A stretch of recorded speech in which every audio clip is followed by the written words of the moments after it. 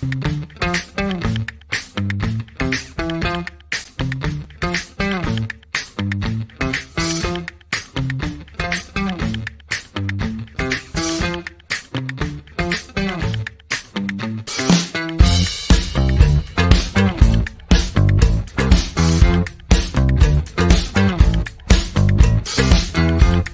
time for a little Funky Friday.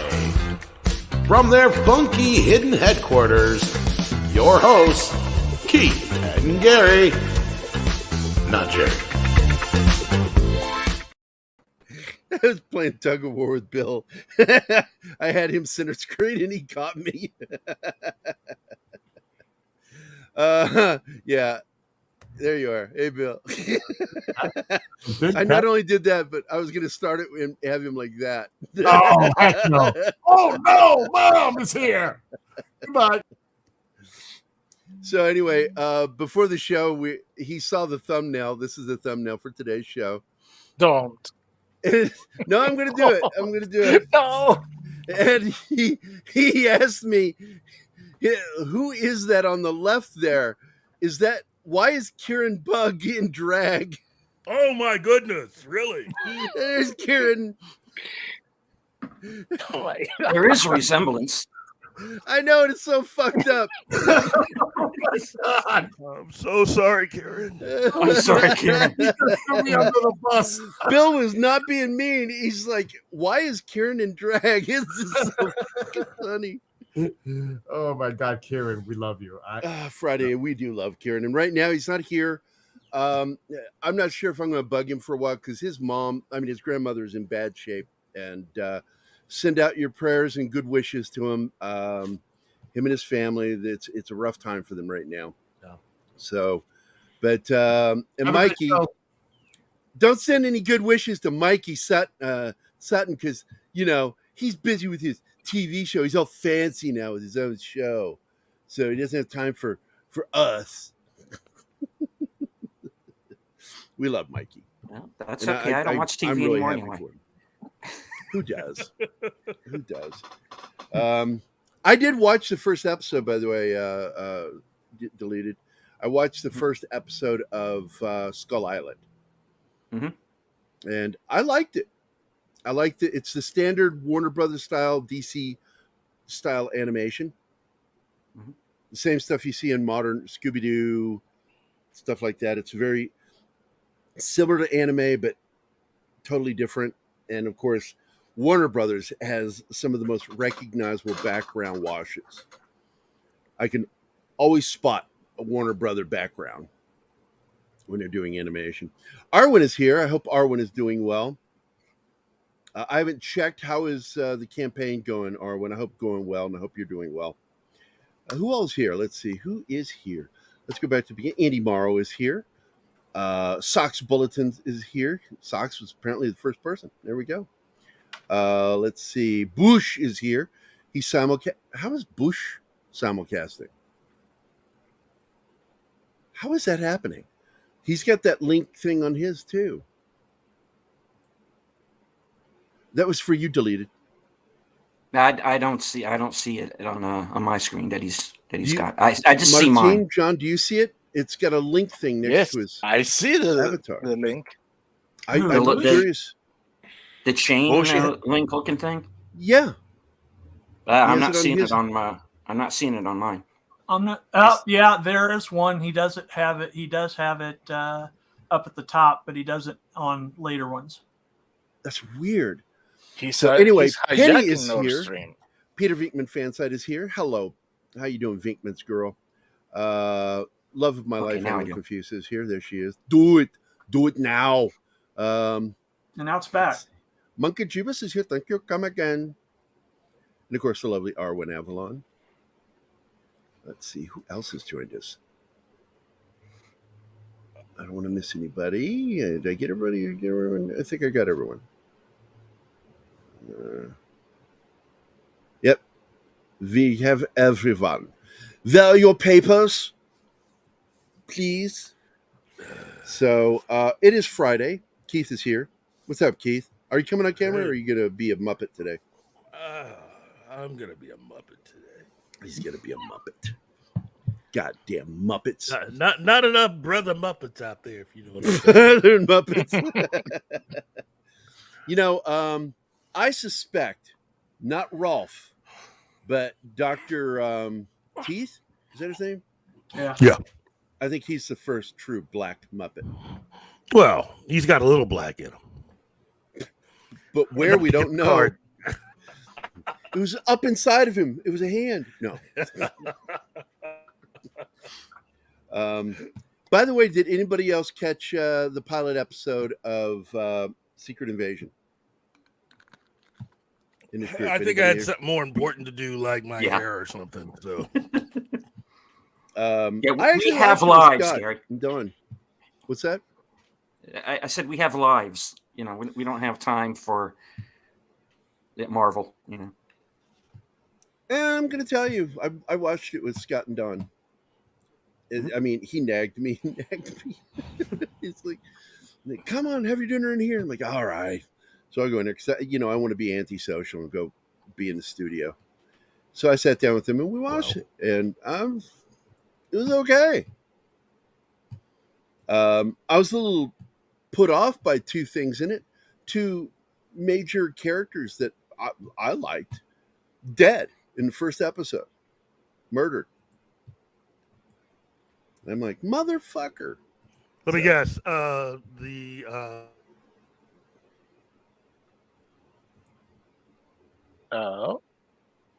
Keith? Were you going somewhere with that? I think Did we lose him? lost. Yeah. Ah, okay. I can't tell when it's a Muppet. Yeah, I can't tell Muppets. So I don't know. Rolf isn't, I don't consider Rolf. I mean, I don't know, man. I just have, Rolf doesn't sound like a brother to me, while Dr. Teeth does. He sounds like a couple of guys I played in bands with. But you were about to say something, Keith, before you were so rudely booted. I have no idea. You have no idea. I got There were words coming out of my mouth. and now they are no longer thou. So it was two major characters died, and you said, was it? And then you left. What were you thinking? Or what joke were you going to make? Was one of them Stan Lee and the other one no.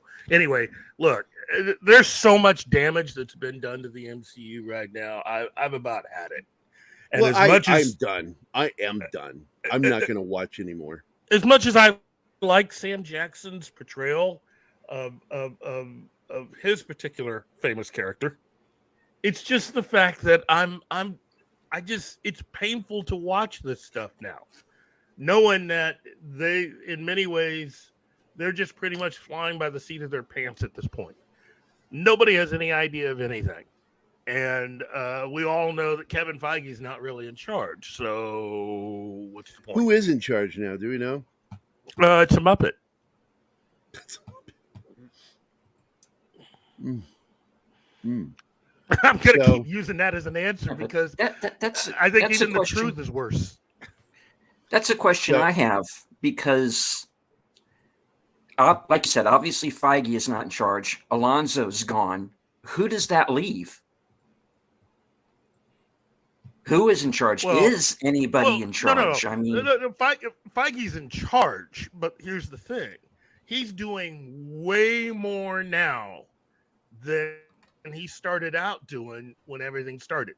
Okay? He's in charge of so much that he's having to delegate a lot of stuff. And again, I just want to say there's absolutely no way that anything gets done without his approval.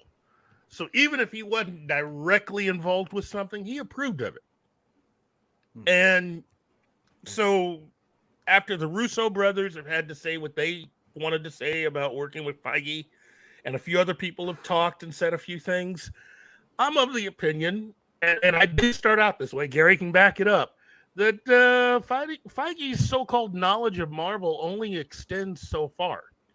I think it No, only goes. you were the one who told me that, and I went back to look, and it's like you're right. He doesn't precede anything in the 1980s. There's nothing. Yeah. So I think, in other words, one of those people pulled the wool over our eyes collectively. He had some success, made some movies that we enjoyed, and he probably pretty much thought he could coast the rest of the way. And obviously, that's not true. I know. Believe me. I don't claim to be an expert on comics either, but I'm someone who knows good when they read it and when they see it. And what's going on with Marvel right now, every time somebody has a complaint about, okay, the character wouldn't do this, or that storyline happened differently, I might not know that because maybe I didn't read it, but I'll believe it, because how could Marvel have been popular as a comic for so many years with this kind of storytelling? I can tell from that alone. Well, I mean, it's that like the films with anything, have gone so far away from it. The thing about it is that the original group that you had that were vitally important to phase 1 and 2 and 3 of the MCU, they're not there anymore. That's the big thing. The only person that's still there is Feige and a few other individuals that worked high up with him, but that's it. All your creative people are gone. And so, yeah, that shows you how important all of those people were to what we were all enjoying. And let me just say this, even with the problems that he has, Joss Whedon would still be preferable in many respects with what he was able to do compared to the people that they're letting be in charge right now. Look, I would rather see, if they were to tomorrow say that Joss Whedon was going to be directing an MCU movie about paint drying on a wall, I'd watch that. I'd watch that too. I wouldn't watch the Marvels, but I'd watch that.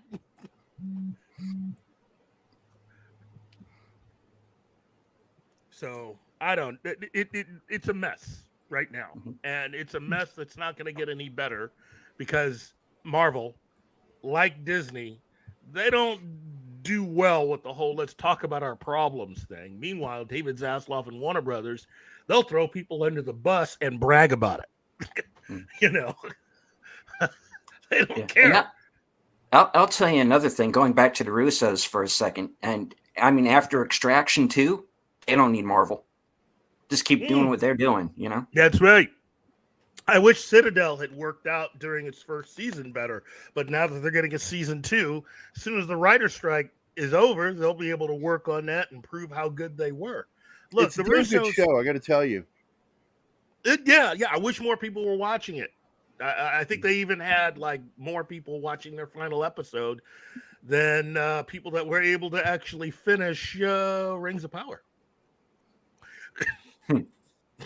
But while we're in this area, let's go ahead and bring up the Acolyte, Star Wars Acolyte. Like Marvel, like Star Wars, I just stopped giving a shit. Just don't care. Look, there's a subversive nature to a lot of this stuff. Kathleen Kennedy does her best to bury things so people don't know just how bad things really are.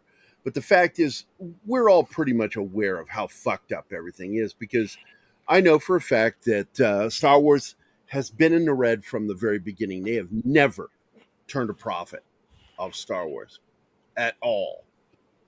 They have, just as soon as they start to get close to getting caught up, she doubles the budget on a film by firing people and having to reshoot most of it. It's our good buddy Matt Vader. Hey, Matt. Indeed. What's up, guys? Are those your real eyes, or is that the app? No, these are my real eyes. They're pretty, huh? Pretty. Blue eyes. Yeah, it's my best feature. I'm dreamy, right? You are so dreamy. All right, Acolyte, carry on. Well, basically, I talked to Cameron Pasha last night, and some of the stuff I can tell you, some of the stuff I can't tell you, because I suspected certain things. But I'll tell you this part. Let me read to you this part. I can't read the rest of it because he asked me to stay off the record. They have been hiding the fake acolyte show for months, and nobody's asking any question. When he says nobody, he means people whose job it is to ask. You know, journalists. You know, at legitimate entertainment magazines. Nobody's asking those questions because they're bought and paid for. They're shills. And she still owns a lot. This is one thing he and I talked about. She has a lot of ownership. And you think, well, Bob Iger's the boss. So, well, au contraire. Remember the shit that went down with Hamada when David Zaslav was his fucking boss. And we were still getting all that anti-Zaslav, pro-Hamada shit. Remember that in the media? Yeah. You know, and so it's the same thing here. And that's why I was so surprised when we saw what happened with Forbes, when that green light was given by Bob Iger for that story to come forward that basically eviscerates Kathleen Kennedy on what a shitty job she's been doing, because they have been in the red since the beginning. She has never turned a profit once for Disney and the shareholders, not once. All she has been is an expense. That's all she is. And that's all Lucasfilm has been, is an expense for Disney. Well, that only goes so far. Our own, Mikey Canal, Mexican Iron Man, did the math, sat down on paper. He's an accountant. That's what he does. Yep. I would put him even as high as a forensic accountant. This guy really knows his numbers, man. And he sat down and said they only have 278 million liquid assets right now to spend. That's it. Valiant Renegade did the numbers, and he crunched it with Mikey and everyone else. And the Walt Disney Corporation as a whole, it's in talking about this past year and all the films they released, it's a $2.75 billion investment. Yeah. Okay.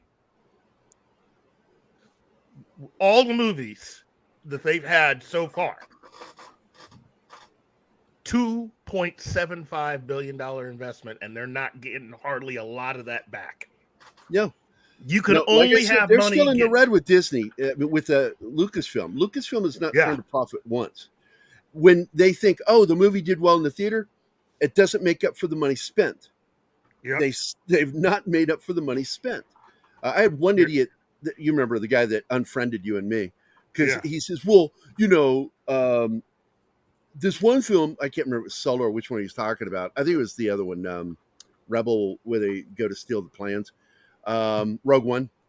He's like, Rogue One. Rogue money and Force Awakens. I said, yeah, you're only looking at the $4.5 billion it costs to buy Star Wars.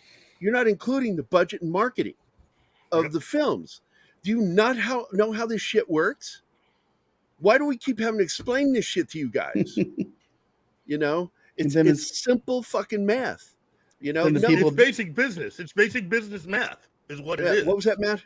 I was gonna say it's the production cost plus the marketing cost plus I think a lot of people don't understand that, the theaters, the money come into the theaters, the studio only gets what, 40 or 50% of that back, and because of Lucas, it's changed a little bit. Remember that Lucas is the one who created that thing with the prequel series. So now when Star Wars goes into a theater, a majority of the money goes to not the theater, but studio. For so long as it's, what do they call it? It's not a moratorium, but it's like there's a hold on ticket sales for so many weeks. And then after that, the theater starts to make money. Well, again, theater's primary income is from concessions, which is why they charge. So we should start waiting to watch a movie after it's been out 3 weeks or so before we buy it. If you want to hurt, that's what I did. I refused to see a Star Wars film until 3 weeks went by. Yeah, I've kind of decided when it comes to some of these movies that I have issues with. I don't like to be a statistic. I don't want to be an opening week statistic. I don't want my dollars. I don't want my dollars going into that big opening weekend. I'll go. I'll be in the drop off weekend. The next week. Just so exactly. It's the same way. So my $50 doesn't go in there. It's just how I kind of am with some of this stuff. No, depending on the show.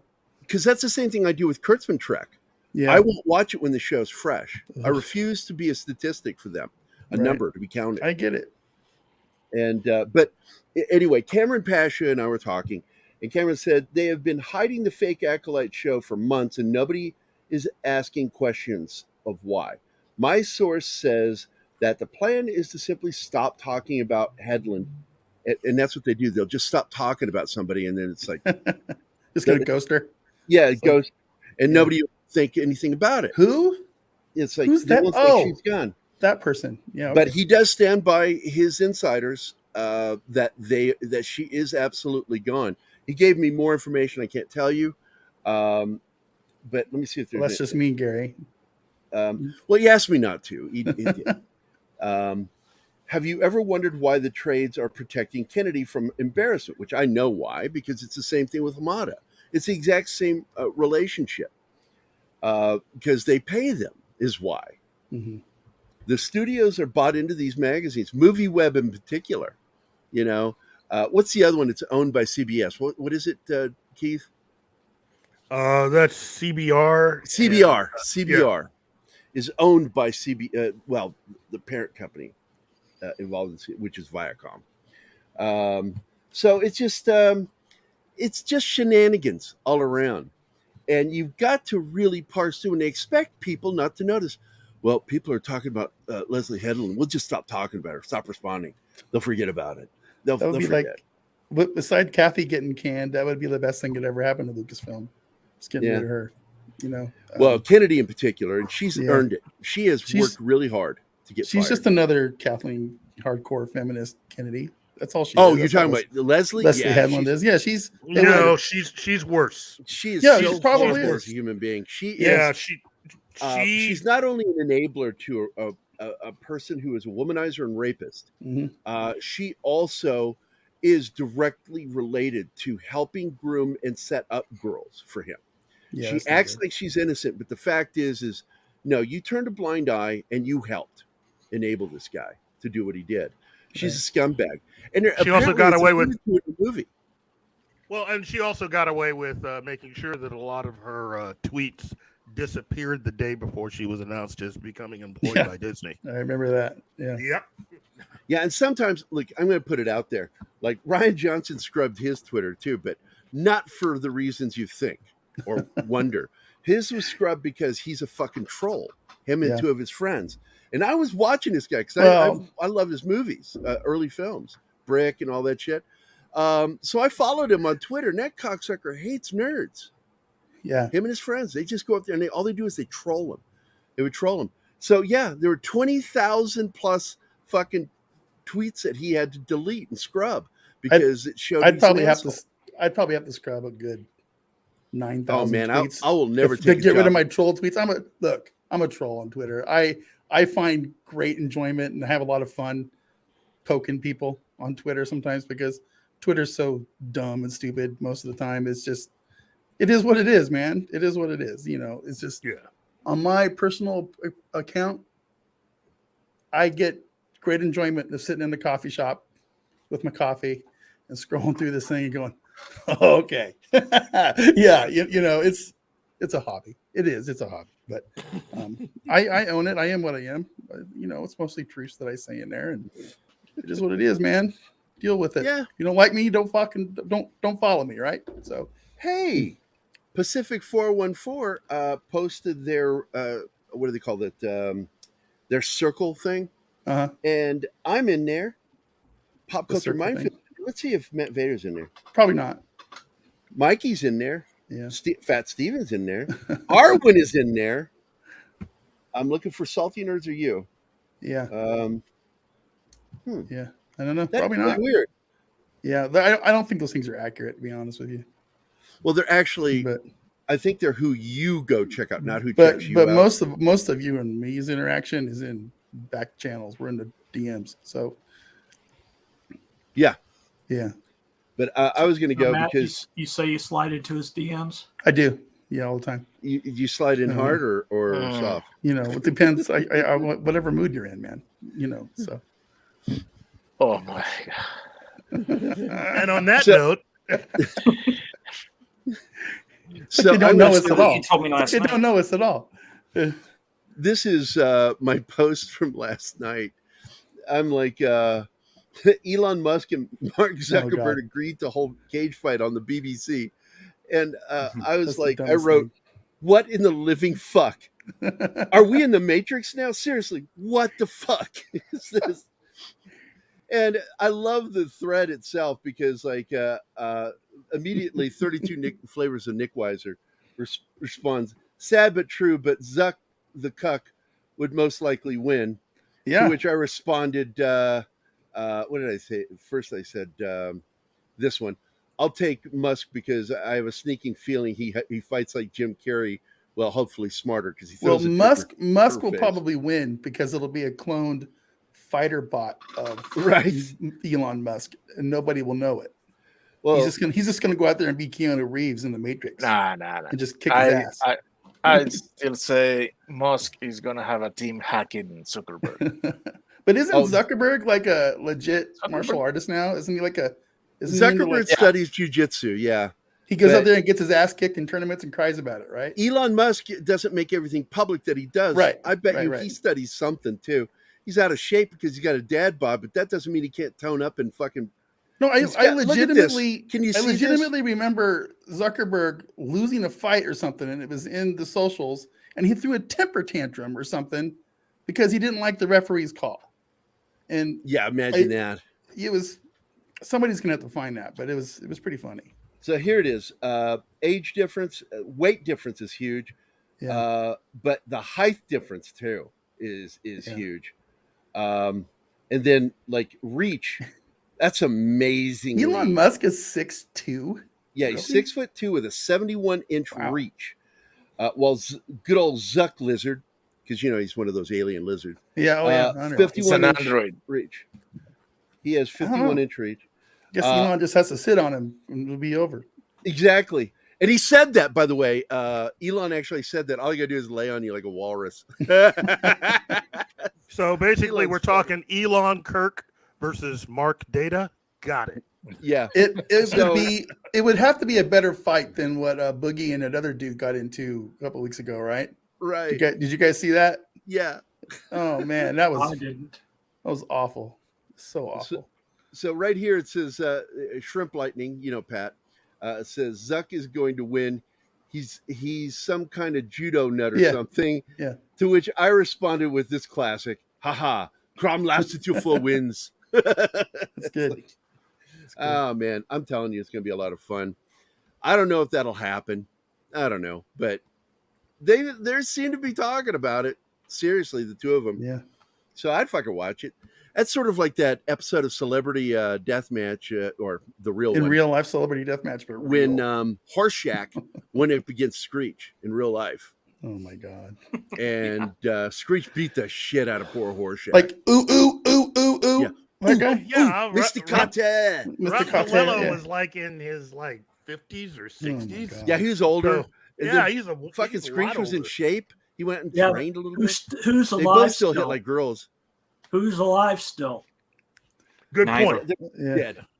They're both gone, aren't they? Maybe you and I should No, have a fight. Gary. Horseshack he's still alive. Celebrity death match between Matt Vader and Gary.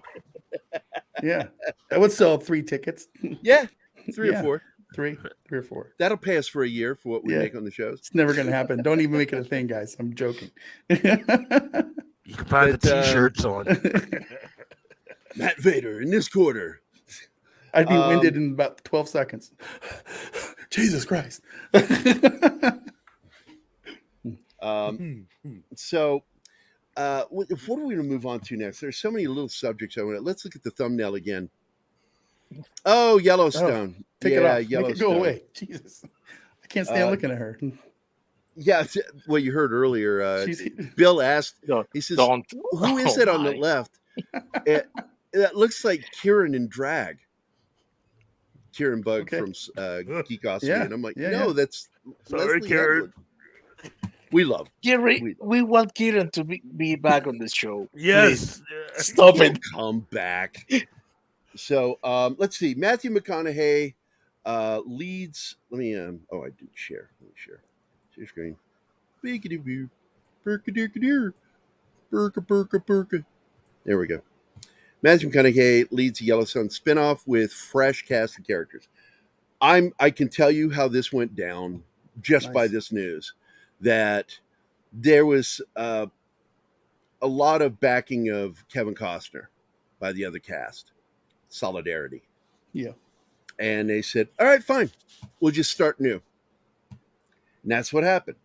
Because the creator, Taylor Sheridan's been in hot water with Paramount. When you see the trades go after Taylor Sheridan, who is the only creator at Paramount right now, creating stuff that's making money. Yep. That stuff that mainstream wants to watch, just not us nerds, right? Yeah. People like my wife. She loves Yellowstone, man. I love Yellowstone. I watch the shit out of anything me too. writes. And it's so much better than it and SEAL Team are the only things that I watch on Paramount. And it's good stuff. And Taylor Sheridan and SEAL Team are the only ones making money. Star Trek is still in the red with Paramount. Yeah. They've not made a fucking way dime. in the red. You know, it's a loss. It's a complete loss at this point. So they've got to keep putting money into Sheridan. Sheridan, after getting eviscerated by the media over his personal overspending, which I call bullshit on, he's just not wanting to fuck around right now. And there was a beef between him and Costner because Costner didn't want to work that 1 week, that last week. He was contracted for, how many weeks was it? 6 weeks? And he worked 5. And he thought that was enough. He needed the extra week for his family because his marriage is going in the tank. Right. So it didn't work out, and he held his ground, and Taylor Sheridan was forced to be a badass and said, that's it. We're going with Matthew McConaughey with the new run of the series. And then I'm guaranteeing you that the major co-stars on the show stood with Costner. Oh, sure. And that's 100%. why this is happening. So what's this new show about? Is it are they moving forward? Is it a prequel again? Is it 1953? I am going to tell you that I believe this is going to be current, that this is the other side of the family that's going to be alluded to. They put delays on the new the 1923 series. I'm going to bet the delays were in order to update the writing to explain Matthew McConaughey's character. And I'm telling you, that's what they're doing. Yeah. And Matthew McConaughey is going to be from another side of the Dutton family. And what's his name? Kevin Costner's character is John Dutton. John Dutton is, I believe he's going to get killed in the show. Really? The series has been moving towards 2 major deaths.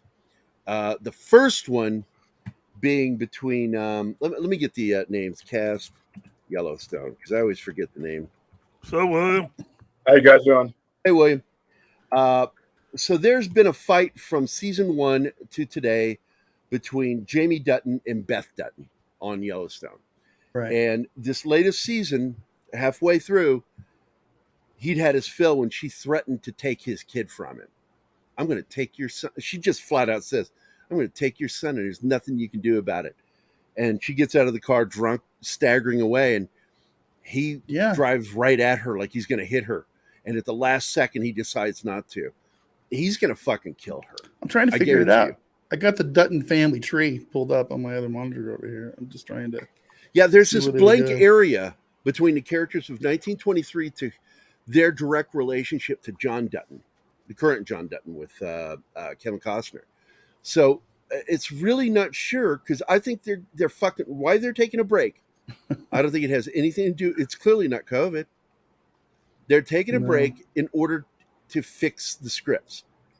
And of course, we got screenwriters thing going on right now. I have a quick question, though, as someone who is not as versed in Yellowstone as I would like to be. What happened to, or was there any validity to the show that was supposed to take place in the 1960s starring Kurt Russell? What happened to that? Never heard anything about that. Never heard of it. No? Never heard anything. Probably wasn't true. I would lay odds, no.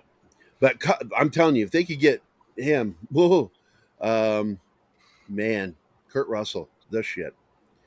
So, but Jamie is a messed up character. And I really think that he's messed up because of the way he was raised by the Duttons and in the environment that he was in. It's a very corrosive, toxic environment. But I love this show, man. It's so well written. Greatest character in there's a fucking murderer, Rip Taylor, played by Cole Hauser. Cole Hauser's a badass dude. And I don't see where they're going to put him in here on this tree. I don't see it. Who, Kevin Costner's character? Dutton? No. All right guy.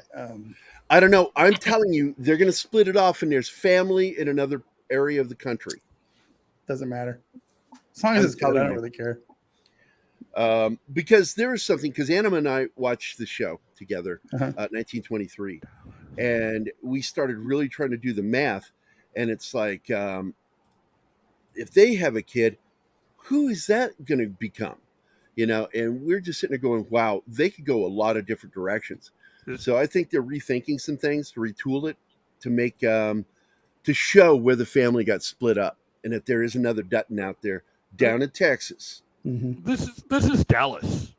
This is modern day Dallas. This is Dallas if it was written by actual fucking writers. But on top of that, they needed to have another son.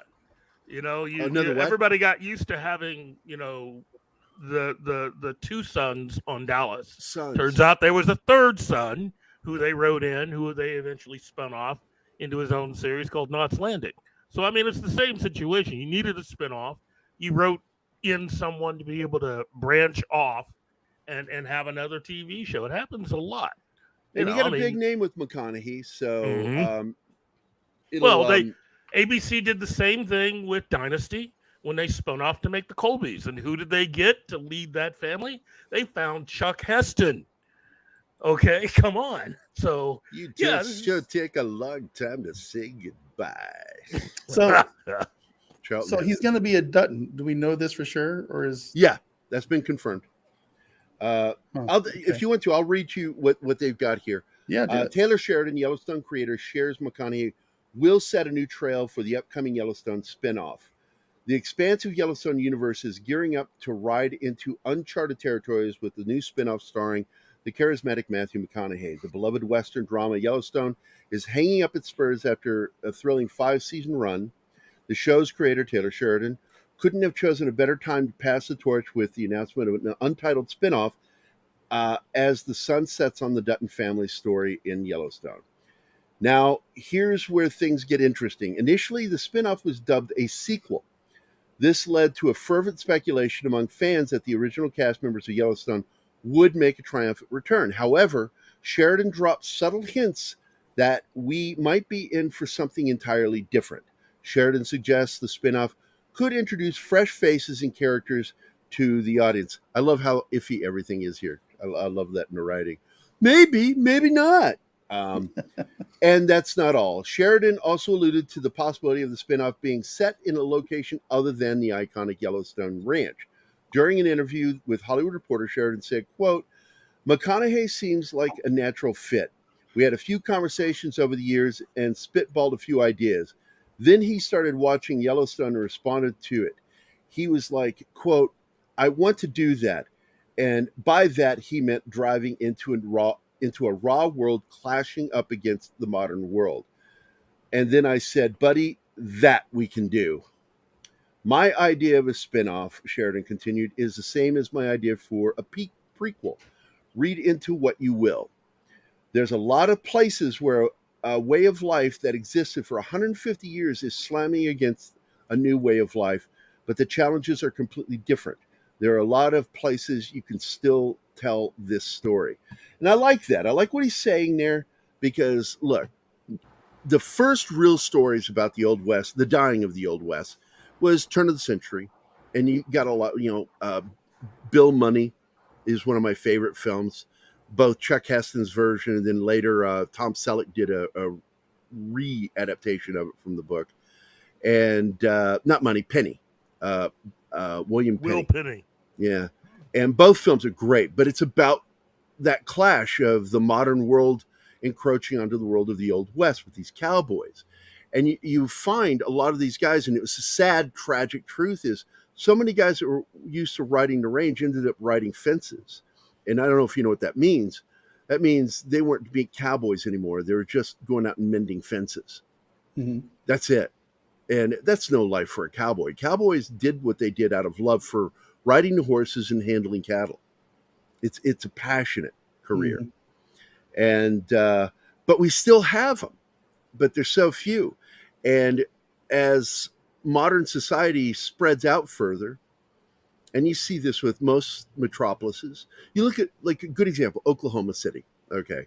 Oklahoma City, by sheer size, not by population, is the largest city in the United States. Why? Because it consumed every small city and township around it. It's all now, it's called metropolitan Oklahoma City. Same thing with Phoenix. Phoenix used to just be Phoenix, and then you had Scottsdale and all of that. I grew up there. Now it goes all the way out to from South Mountain to North Mountain, all the way out to Superstition Mountain. It's all metropolitan Phoenix. The city just consumes everything. Yeah. And it's sort of like that, the way the Old West, because a prime example of Phoenix as it grew was Gilbert, Arizona. That was a rancher town, cowboys. I remember driving out there. There was one road, Gilbert Road. It was a dirt road. There was no pavement. I remember that as a kid. They had cowboys out there. You had saloons. People would drive in. They didn't ride their horses into the saloon, but those were all cowboys that ate and drank there. And Metropolis, Phoenix proper consumed it. And now there's no ranches in Gilbert. It's further out. So that's really what I think that he's at the crux with here in the storytelling, is he's trying to get at how there's this clash of trying to stay alive as something from the Old West, mm-hmm. as the new comes in. We saw it with Yellowstone for 5 seasons, and they would end up killing the people. And seriously, it was like The Sopranos, dude. Yeah, it is. That's what I like about the show. It is like this, kind of like The Sopranos. It is. It's brutal.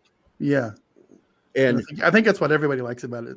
Because my wife, she's a addict to it because she likes her soap operas, and it is it's a soap opera. Like it's a very much a soap opera, but it's got the cool stuff in it too that guys like us can watch. Yeah, it's got the mobster stuff too. It's the perfect mix of. It deals with ranch issues, Native American issues. Yeah, it touches on everything, and it's so much better. Even though you and I made that comparison to Dallas, it's so much better. It's as if they recreated Dallas, but decided to make it real, more realistic.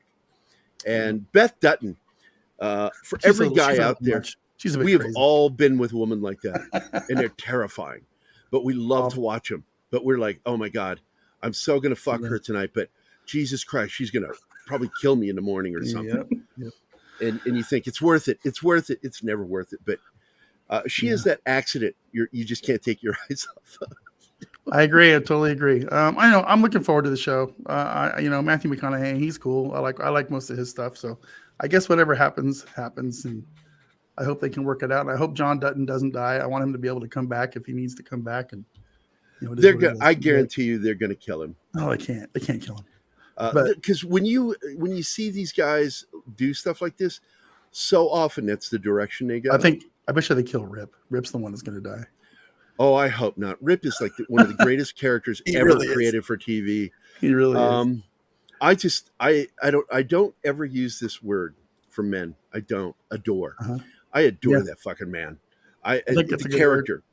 I love Cole Hauser. I think he's a great actor. But the character of Rip, man, I adore him. I admire him, and I just want to watch nothing but him kill people.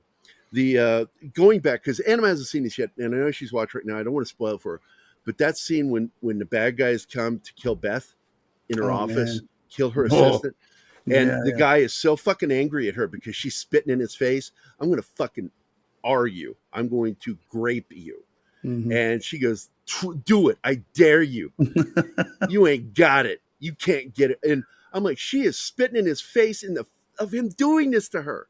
And at the last moment, fucking Rip comes in there and kills everybody. Everyone. It's Yep. just kills. Awesome. I'm like, fuck, Rip is one of the greatest characters on television.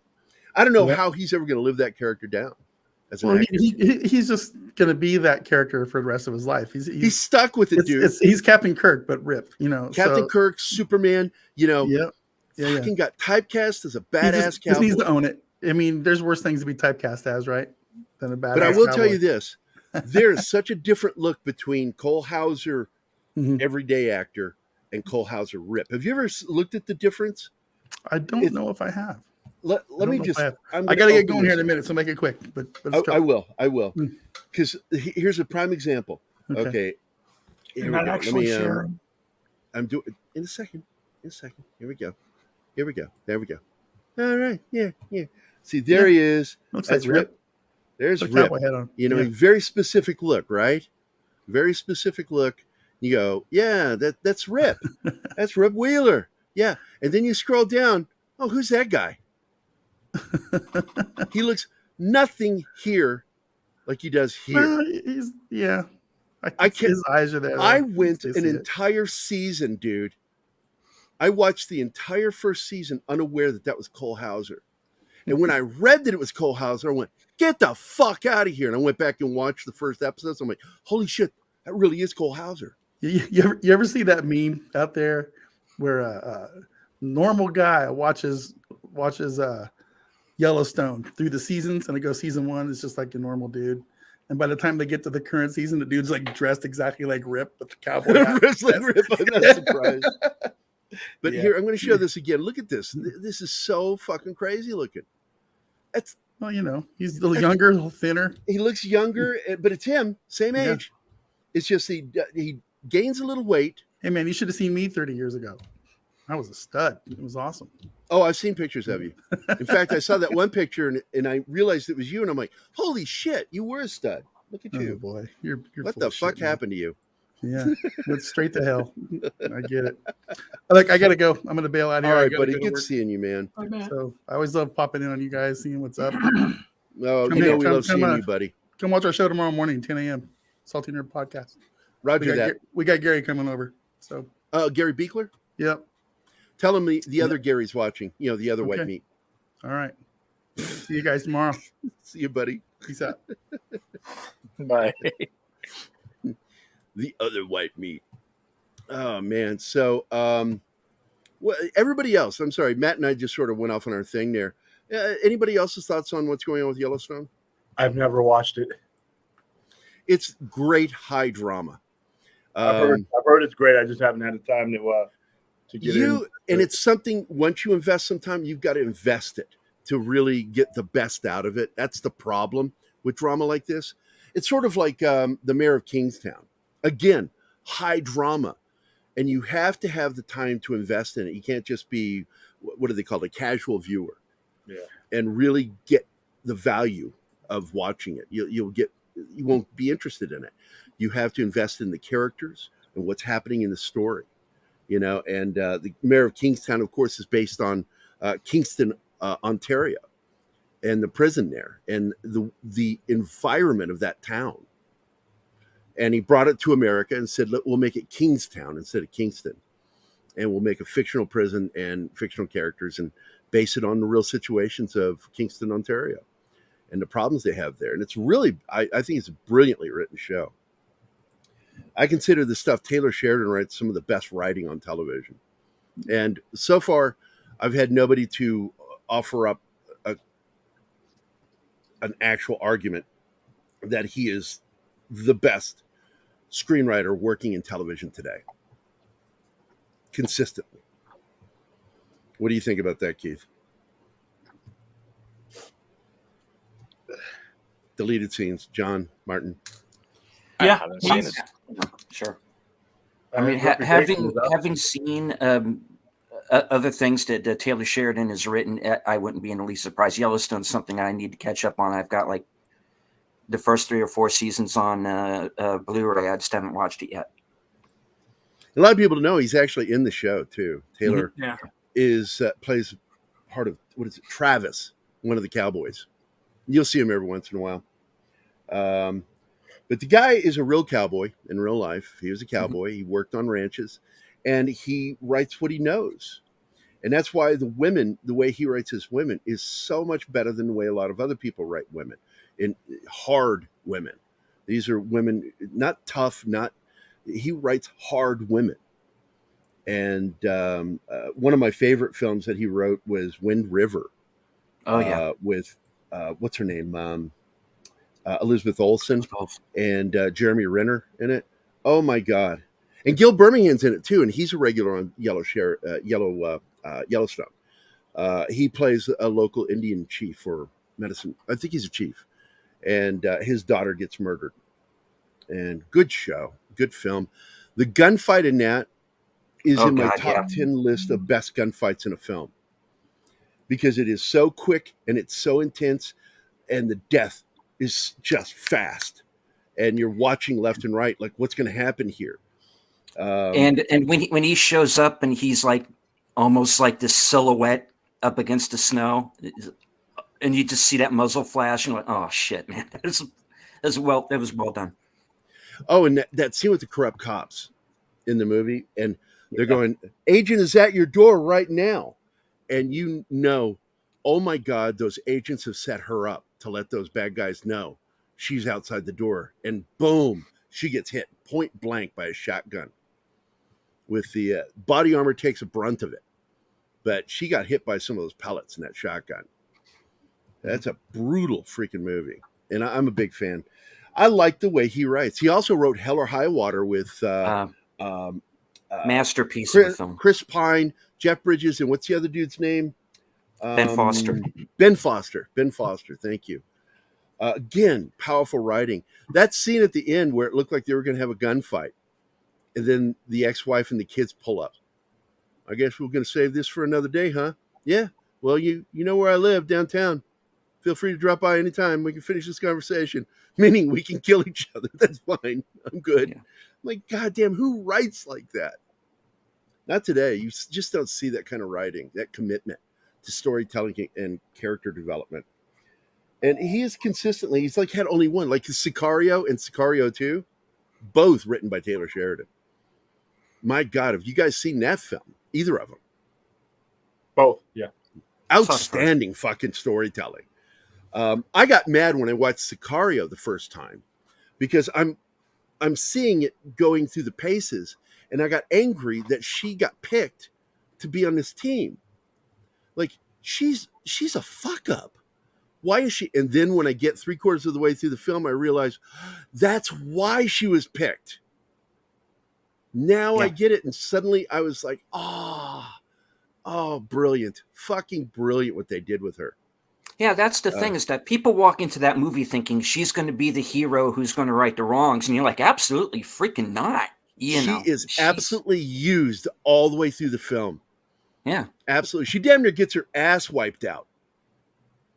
And it's the main character played by Benicio del Toro. He's the one who finally tells her. And she's going to shoot him at one point, and he looks back at her. I don't care. Go ahead. And she won't do it. She couldn't do it. Oh, my God. I cannot sing better praises for a writer today than Taylor Sheridan. But anyway, let's move on to I don't know how to feel about this shit. It's tragic. You know, the sub sinking and imploding. And it's people don't realize just how ferocious that was. Basically, you know, the catastrophic implosion of the what's that? I'm sorry, Wade. The only good thing about it is they didn't suffer. That it was quick and instantaneous. Literally, they imploded and disintegrated faster than their brain was capable of receiving the information. Yeah. They're just gone. And it says, when a submarine hull collapses, it moves inward at about 1,500 miles per hour. That's 2,200 feet per second. The time required to complete collapse is 20 to 22 hundredths of a second, about 1 single millisecond. Wow. The human brain responds instinctually to stimulus at about 25 milliseconds. This is done in 1 millisecond. Human rational response, sense, reaction, action is at best 150 milliseconds. The air inside a sub has fairly high concentration of hydrocarbon vapors. When the hull collapses, it behaves like a very large piston on a very large diesel engine. The air auto-ignites, and an explosion follows the initial rapid implosion. Large blobs of fat, that would be humans, of course, incinerate and are turned into ash and dust quicker than you can actually blink. This is, of course, sourced by David Corley, former nuclear submarine officer. Well, My uncle's a master chief in the Navy, and it was about 6 or 7 of us in our family are from that Navy side. One of them is a submariner, and they're like, we always knew if we ever wanted to go, we would hope it would be that way and not like slowly running out of oxygen and getting delirious. If we were going to go, have it be done quickly, and so that you're not suffering, because once you run out of oxygen and there's no, because those are 2 horrible ways to die, William. Drowning and suffocating. That's why I did the Army, not the Navy or the Marines. Right. I learned early on as a paramedic doing water rescue that drowning is traumatic to the body, as is suffocating. And so really to go, that even though it's sad there are no bodies to bury, I don't know if they'll even disturb the crash site. I don't know if they will, because there's nothing. Why risk for what you're going to bring up? It's not even worth the risk. It's not worth it. It's really not. But I do believe that this will lead to new maritime laws, and they should exist, that these predatory tourist companies that charge, like, what was it, $1 million a seat on this sub? 250,000. 250,000. Some people, that's a lifetime savings, just, and it's gone. And apparently, from what I was reading early on, is that the hull was only 5 inches of titanium and composite hydrocarbons. And whereas for the depth that they needed to go, should have been 7 inches thick, as well as the way it was attached and the depth or thickness of the view screen window was too thin and poorly constructed. So there was a lot of concerns. And one of those is this gentleman by the name of Josh Gates. A lot of us that watch Expedition Unknown, I've been watching him for years. I love this guy. Refused a seat on this sub because he considered it unsafe. And this is a prime example of how lucky we are to still have Josh Gates after this. And then on top of this situation where he made his criticism of this sub, we have somebody who knows something about this shit, is James Cameron. I think he's a bit of a douche nozzle sometimes. A gifted douche nozzle. He's got 33 trips, though, and he's alive. He's alive, and this guy knows his shit when it comes to submarines. And Titanic director James Cameron slams Search for Missing Sub as a nightmare charade. Well, it's worse than that, and I'll get into that in a second. But he's like going, he feels like he was aware of this sub, and he should have stepped up. And I think this is where you're going to see a lot of the community step up on this shit, because the home countries where these predatory tourist companies like this come from are going to have to hold the people accountable, and the country needs to be held accountable for the companies that are selling out of their ports to do this shit. This isn't We're research. 1 minute behind. Oh, shit. Okay. Let's go to commercial break. We'll be right back. Hi, guys. This is Gary from Pop Culture Minefield here on KGRA, and we're leaving for our first break. I hope we survive. Did you? What happened? Hi, guys. This is Gary from Pop Culture Minefield here on KGRA, and we're leaving for our first break. I hope we survive. Did you know 75% of Americans are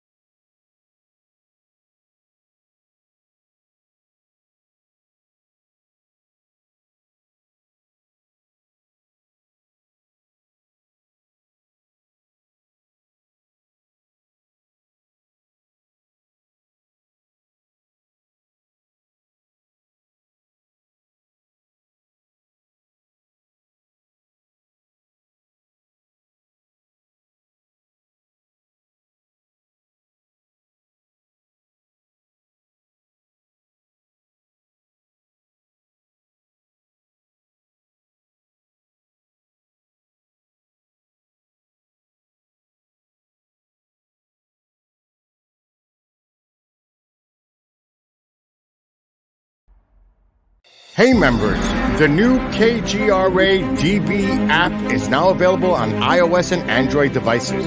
Gain on-demand access to any KGRA DB programming. Download any show directly to your mobile device to listen or watch on the go. Go to the App Store and search KGRA DB. Oh wow, we survived! Welcome back to the commercial break. Now for some more Pop Culture Minefield on KGRA. So basically, what he says here in that interview, talking about James Cameron, is that he felt there was a problem in his bones on Friday when it was announced that sub was missing. But this is what a lot of people aren't talking about. I don't want to get into the rumor mill or conspiracy stuff, but apparently the Wall Street Journal was made aware that they knew and were going to report on that it was an implosion and it was complete loss, catastrophic loss of life on Sunday. But they were ordered by certain political figures not to do it for political reasons. And so they didn't. But the fact is on Friday, the U.S. Navy knew that it was a catastrophic implosion. They heard it. And they immediately sent a sub out and saw it. They knew about the field between Friday and Saturday. They knew about where it crashed, but they knew on Friday when it disappeared that it was a catastrophic explosion or implosion, sorry. And so you're going to hear a lot of crap. And the fact is, look, this is how it works. The Department of Defense, they keep feelers out all the time in every single branch. And the U.S. Navy has the entire fucking ocean mic'd, especially when it comes to our border shores. And this is off of Newfoundland. And we had mics all in that area. Not to mention, what do you call it? It's sonar. It's a specific kind of sonar. I forget the name of it. Passive sonar? No, it's a different word I'm looking for, and my brain's farting right now, and I can't remember. But I got a problem with all this, though. Real quick, though. One of the reasons why the Navy, even if the Navy knew outright, this stuff making the news, most of that stuff is supposed to be like not be talking about, on CNN and some of these, places where I'm hearing about it. I'm like, that kind of stuff that they have, all that stuff that they have. Yeah, they'll decide what goes public. Yeah, and they made it public this week. But the fact is, the Navy had informed and spoken with the Wall Street Journal and said that it was an implosion. And the Wall Street Journal was going to run with the story, but was called for political reasons to hold the story and wait. And that's why we got it later in the week, when in fact they've known since Friday that this was a catastrophic implosion and that it was a complete loss of life. So this stuff will be parsed out in the laundry in the long run. But what's important here is that this is terrible. This is fucking terrible. And we need new laws that restrict this shit so it doesn't happen again. Now, agreed, there have been thousands upon thousands of submissions by privateers, okay? Most of them due to exploration, some for treasure and shit like that, recovery, whatever you want to call them. But the fact is this is a different kind of thing. This is tourism. And it's different. It's not research. It's done for entertainment purposes. And that kind of shit needs to be regulated. And these guys apparently, I don't mean to make light of the name, but it's substandard sub. It was not up to snuff to be doing what they were doing. And it cost people their lives. They are going to be sued into oblivion. Doesn't matter what papers were signed before going out there. Negligence is not protected. That waiver is nothing. It means nothing when negligence is involved. Yeah. And they're going to be sued into non-existence. It's this is going to ruin lives. And some of them sounds like they deserved it because they did something that was risky for someone else, not them. And it's shameful. But I'm grateful that some people didn't go, like Josh, because if you guys watch that show, what a great show is Josh Gates' Expedition Unknown. The guy's been working within research and the paranormal. He's researched ghosts and monsters. He's gone out looking for cryptids, man. He's a fascinating dude. But his love is for archaeology, and so his new show is focusing almost all on archaeological finds. And he's finding himself connected with a lot of great finds, including hopefully finding the location of the real place Bethsaida, which is the home of Paul, or Peter and his brother Andrew, the fishing village. And they may very well have found it, and he got to be a part of that. And I'm like, I don't know, man. I get excited about geeky stuff like that, science. Just, man, good stuff. But the news is all going to come out. Watched Geraldo open up the vault and didn't find anything, right? Oh my God, I was so pissed. I watched that. I watched it live too. I was shocked. And I'm like, your career is over. It was it. That launched his career. It really did, in a different direction. Because before that, he was best known as a foreign correspondent, war journalist. And then he became something different. But good God, man. Richer. He became richer. Much richer. Wow. But can't turn down money. Nope.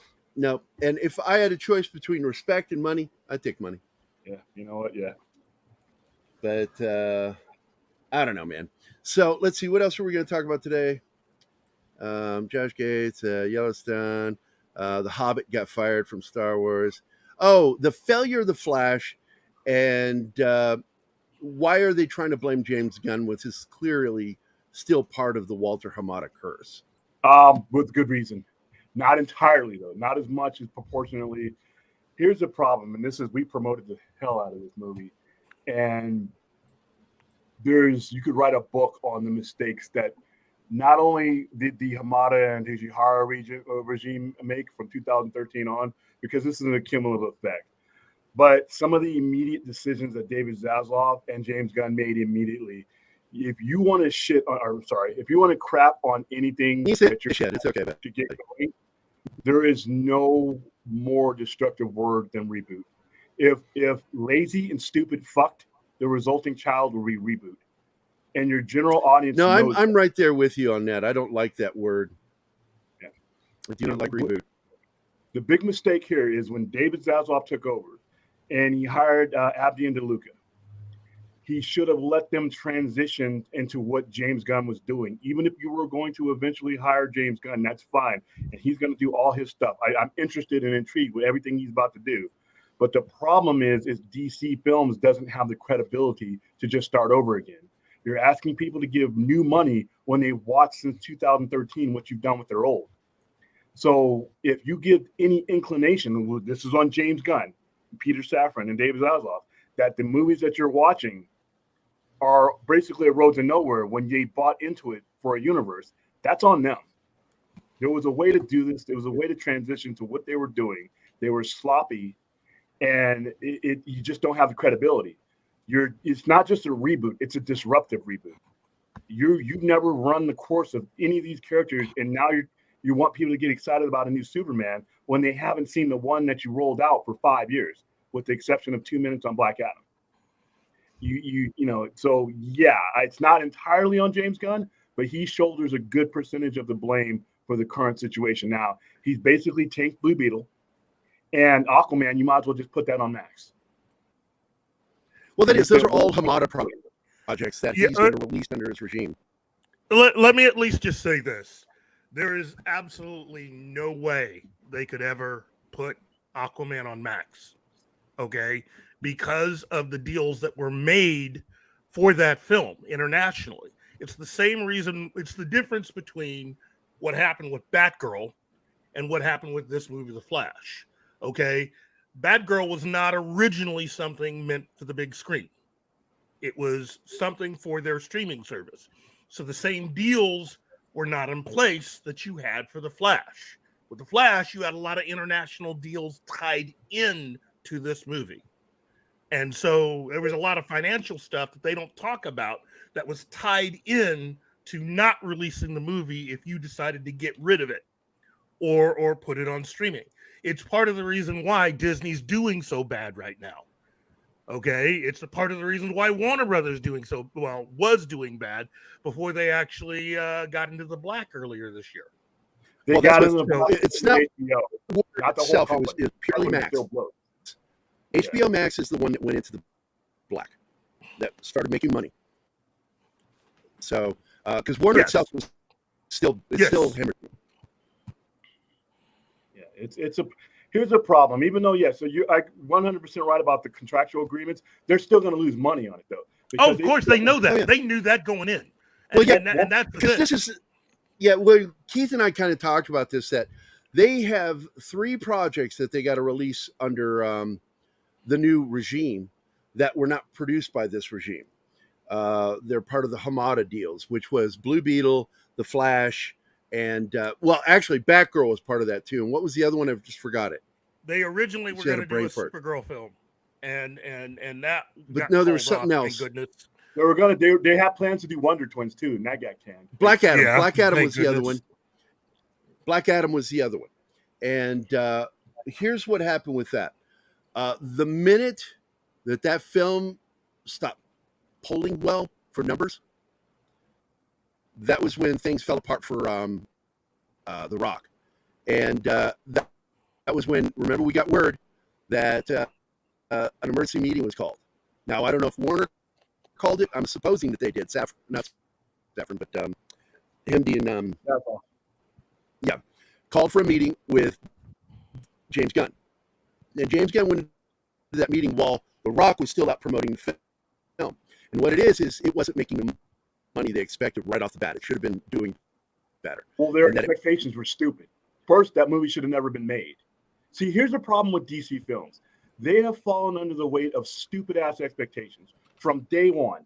From day one, from 2013 all the way up. They set dumbass expectations based on some other company.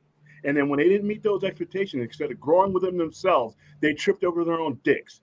You shouldn't have had, what expectations were you going to have for Black Adam, a character that no one knows? Yeah, they know The Rock, but do they know The Rock enough to shell out money for a character they don't know if he's not part of a franchise that they do know? Movie should have never been made. I love Shazam. I love both Shazam movies.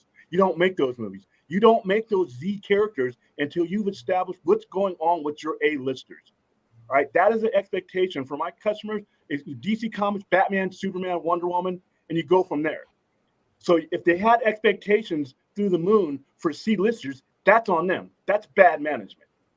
Oh, of course. And the thing is, the people running everything have been the executives from day one, starting with Kevin Tsujihara and on. You had a bunch of people.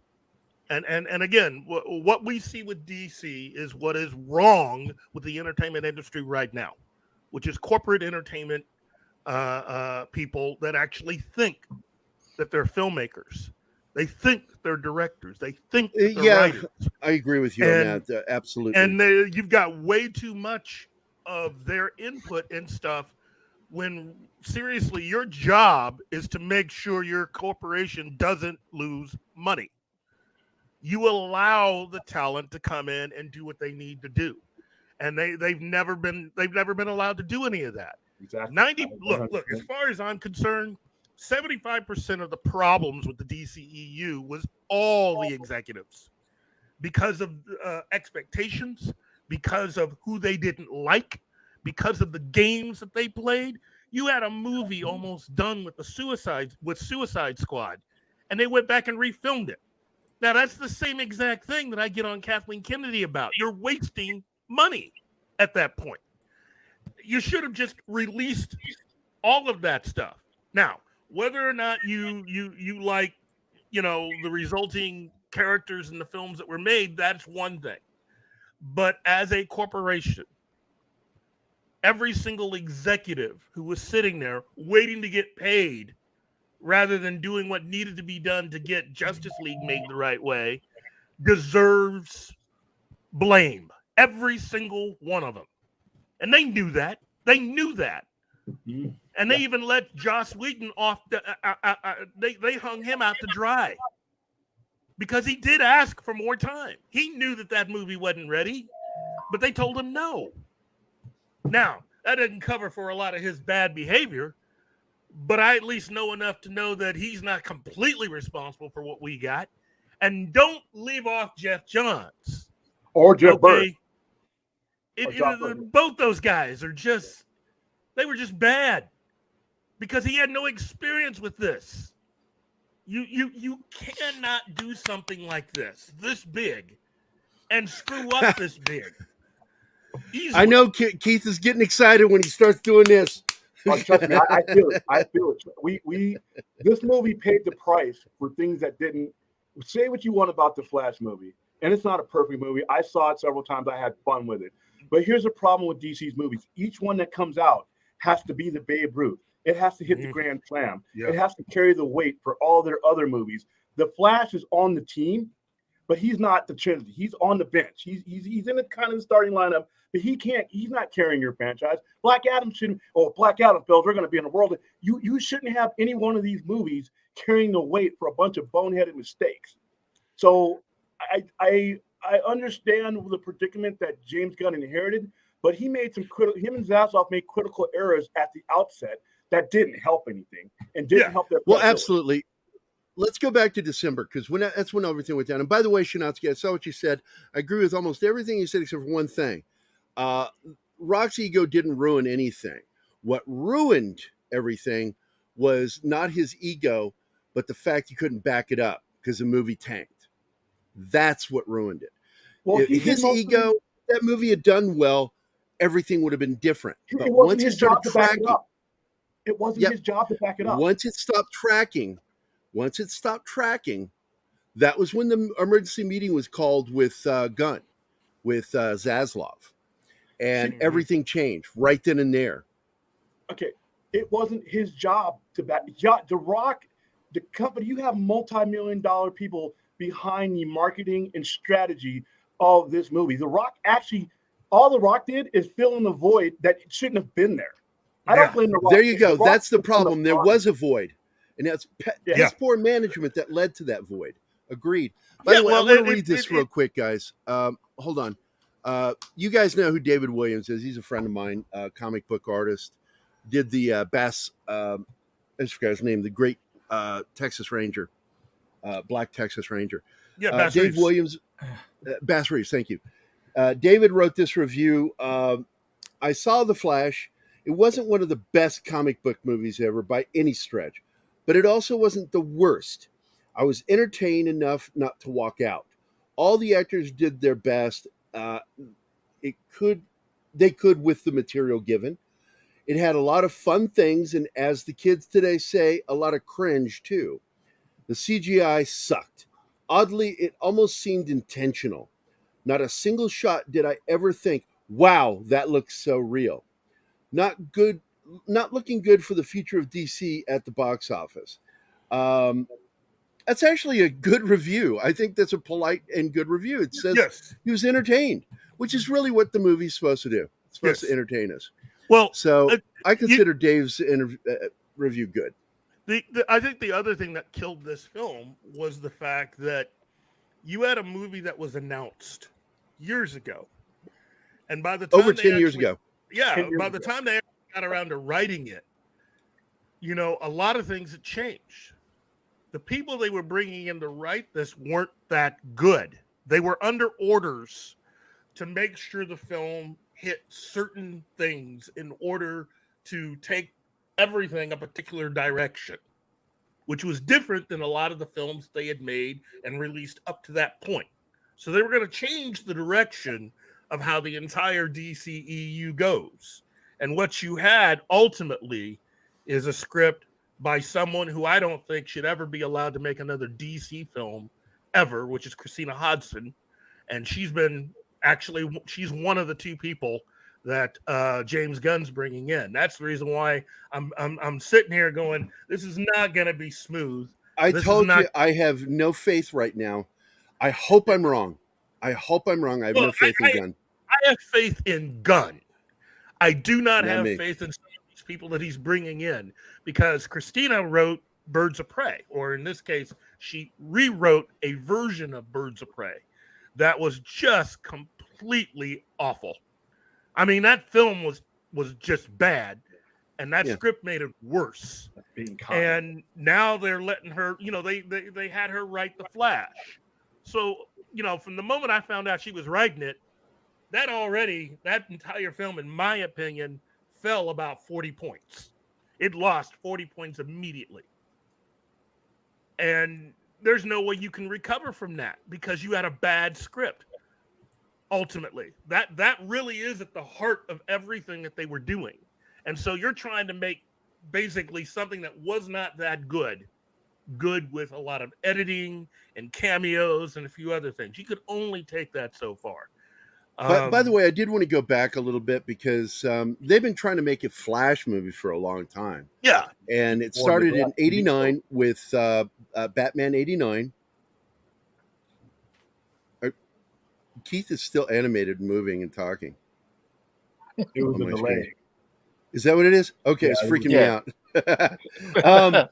Anyway, Paul DeMeo and Danny Bilson originally wanted to make a Flash movie right after Batman 89. Mm-hmm. And it ended up becoming the TV series, and it was just I don't know, everything that TV went show wrong was with great, that. but it was too expensive for it was too expensive, and they weren't sure where they were going with it. Yeah. Mm-hmm. And I think they would have done better if they'd been given a budget to make a film, and they should have made a film. And then the 90s passed, and we got into the 2000s, and talk began to come around again about a Flash. And you heard Ryan Reynolds, before Green Lantern, he wanted to be in the Flash movie. Remember that shit? Anybody remember that? Long time ago. Like, it was early 2000s, man. 03, he 04. wanted to be, I'm not sure if he wanted to be Barry Allen or which version he wanted, but he wanted to be Wally West. Wally West, that was it. He wanted to be Wally West, the smartass. That's right. But it never happened. It never came to fruition. They have almost every decade has tried to make a Flash movie and failed. Well, the reason why Warner Brothers, for my entire life and even up to this point, their priority, even in comic book sales, even the stuff that they put out, is Batman. Batman is that is their moneymaker. So anything in that era you were talking about, they could have talked about it and drawn it up. It was never going to happen if it didn't have a bat on that, even more so than Superman. If it didn't have a bat, you remember in '89 when Batman just took off with the movie, right? All of a sudden, DC Comics put all their money into putting out more Batman comics. Yep. And they got this false concept because you know as well as I do. I learned this from working at IDW, that comics stopped making money around 1972 through 74, right in that area. There was a small window where it just was profitable, and then it just broke even. All the money that comic book companies were making then was from licensing and merchandising, and that was it. Comic books paid for themselves, but there's no real profit in comic books. Graphic novels and trade paperbacks, they turn a profit, but not the comics. That's to this day, by the way. That's not to this day. To this day. And also, as an avid comic person, you know this too, that the number of people reading comics only grow with population. There's not like just a sudden we want to read comics and it just explodes. It doesn't work that way. That was one of the many mistakes they kept making, is they'd put a movie out and then they'd put all their eggs in one basket and promote the shit out of new Batman comics. And it almost destroyed DC Studios in the early 90s after that. They got into financial woes because they put so much money into Batman comics instead of focusing on all the other characters. They were also doing deals with, they were trying to do deals for a lot of children's toys, getting in with McDonald's and a few other things. Hey, I got the cups. Well, that's it. Merchandising and licensing. And that is what got Tim Burton fired, because of Batman Returns. Well, yesterday was the anniversary of the release of the first Batman film from Tim Burton. And I got to say, this is a good example of why Kevin Feige was a really cool person to have in the beginning with the MCU and Marvel. Unfortunately, even that's turned bad. So we can, again, as I said earlier, you've had a lot of executives that have been basically forcing a lot of creative people to basically bring to life their ideas. You've had no real creatives involved with a lot of this stuff unless they were someone that the executives thought could take orders. And that has gone all the way up and into the Flash. That's pretty much been everybody. And the only person that was really allowed to do what they wanted to do was Christopher Nolan. Nolan was given a wide berth because he had a contract, singular vision, and a contract, and he wasn't put under any pressure to have to do anything else other than what he was doing. So when the executives came to him and asked him to become the guiding force for DC and their future movies, he said no. Not because of anything in the past or anything like that. He said no because that wasn't what he wanted. And then they wanted him to put some of those characters in his movies. He still said no. And he told him, it's like, don't you guys understand what I'm making here? I mean, you understand the creative position that I've taken with these films. This is not me trying to translate the comics. And yet, that became, as Script Doctor told us, that became the guiding principle to all of the films they would make after that. Because the executives wanted a flying Batman, a female Batman, a Batman that runs fast, a Batman that could breathe underwater. They wanted Christopher Nolan's Batman, and they used that as the blueprint for everything that came after. And so, which is the common mistake, is they want everything to be just like that, and you can't do that. It was them and their concept versus, or weighed against what Kevin Feige had been doing. And that kind of mentality is the kind of mentality that Kevin Feige had been fighting against, even when he was with Fox. So that was an easy battle to win, because he understood that you had to have very creative people who were on balance, good at what they do, but also fans. You need that balance. And it's something that unfortunately Marvel has forgotten now, which is the reason why we've entered the period that we've entered with them now. So this is, again, it's executives. It's people spending money. They know what the cost is. And some of these people walk around like it's no big deal to just spend money willy-nilly. And again, I bring back up Suicide Squad. It's a fantastic example. You have a film that's nearly done and you spend enough money to basically have shot almost a brand new film in order to get the creative portion of it turned around in a way to where they thought they could actually make money after Batman v Superman went a different direction, which was not the direction that Christopher Nolan had originally wanted. I mean, not the direction that the film was originally supposed to be, because it was supposed to be Man of Steel 2. Again, it's changes like that. The problem with when it comes to BVS, people can say what they want critically about that movie, but math is math.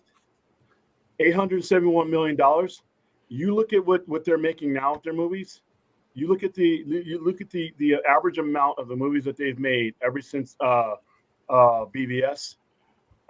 They would give their right thumb to be able to pull in. Oh yeah, no. I like BVS. I like at least the director's cut of BVS. Yes, I agree. What it shows is that these executives didn't know what they were doing. Exactly. They were the ones that made that mistake. Again, you're talking Zack Snyder basically had to make do with whatever he had been given. And while there are people that want to say that he was in control of DC's films, he wasn't. It was called the Snyderverse, but he was not in control. He did not have the same kind of control that Kevin Feige had. He had absolutely no real control except over whatever movie he was in the middle of making at that point. You know as well as I do, they were trying to get Christopher Nolan to be in control of that. Yeah, and Nolan didn't want it. You know, so it is what it is. I do want to read a couple of comments I found interesting. Veritex is here, by the way. Veritex had some great comments here. The problem is movies, comics, or entertainment being cookie cutter is not always a great idea, but going too much against the grain is also dangerous. Cliffs on both sides to avoid. Continued, Dark Knight Rises was like taking a John Wayne Western with all the grit and removing all the heart and soul of the characters that struggle along. What they are making needs to be adjusted for inflation, or at the very least, the rising cost of tickets and ticket prices are ridiculous right now. Mm-hmm.